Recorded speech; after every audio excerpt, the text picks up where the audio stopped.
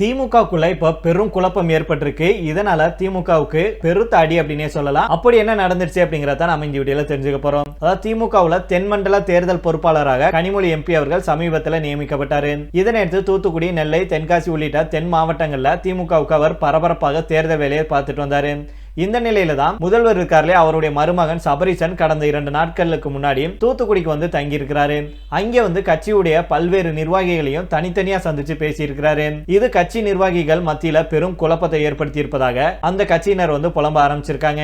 இது குறித்து தூத்துக்குடி, நெல்லை மாவட்ட திமுகவுடைய நிர்வாகிகள் என்ன சொல்றாங்கன்னா, வரும் சட்டசபை தேர்தலை வெற்றிகரமாக எதிர்கொள்ளும் முகமாக திமுக துணை பொதுச் செயலாளரான தூத்துக்குடி எம்பி கனிமொழிக்கு தென் மாவட்டங்களில் இருக்கும் 22 தொகுதிகள் ஒதுக்கப்பட்டு மண்டல தேர்தல் பொறுப்பாளர் பதவியும் வழங்கப்பட்டிருக்கு. அனைத்து தொகுதிகளிலும் ஓட்டுச்சாவடி முகவர்களுக்கான சந்திப்பு கூட்டத்தை நடத்தி முடிச்சிருக்கிறாரு. அதே போல ஒவ்வொரு தொகுதியிலையும் கட்சியினருக்கு இடையே இருக்கும் முரண்பாடுகளை கலைந்து வர்றாரு. இந்த நிலையில தான் முதல்வர் அவர்களுடைய மருமகன் சபரீசன் தூத்துக்குடிக்கு வந்து அங்கே இருக்கும் நிர்வாகிகளை தொடர்ச்சியாக சந்திச்சு பேசி தேர்தல் கள நிலவரம் மற்றும் மக்கள் மத்தியில கட்சி மற்றும் ஆட்சி மீதான செல்வாக்கு குறித்தெல்லாம் கேட்டிருக்கிறாரு.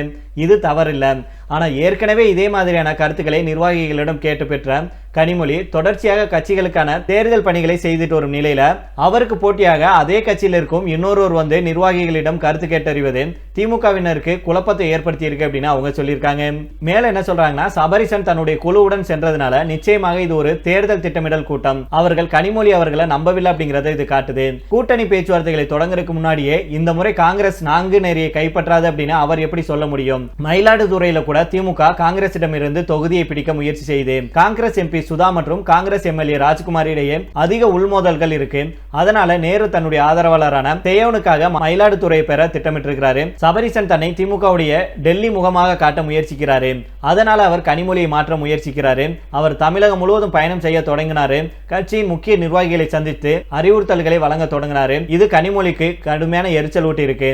அமமுக வருகைக்கு அப்புறம் தென்னிந்தியாவில் அதிமுக வலுவடைந்து வருவதாக திமுக கருதுது. அதனாலதான் சபரீசன் நேரடி தகவல்களை பெற களத்தில் இறங்குறாரு. கனிமொழி அவர்களுடைய உள்ளீடுகளை கட்சி தலைமை நம்பவில்லை அப்படிங்கறத இது காட்டுது அப்படின்னு அதிமுக தரப்பினர் உள்பட பலரும் வந்து கருத்துக்களை தெரிவிச்சுட்டு வர்றாங்க.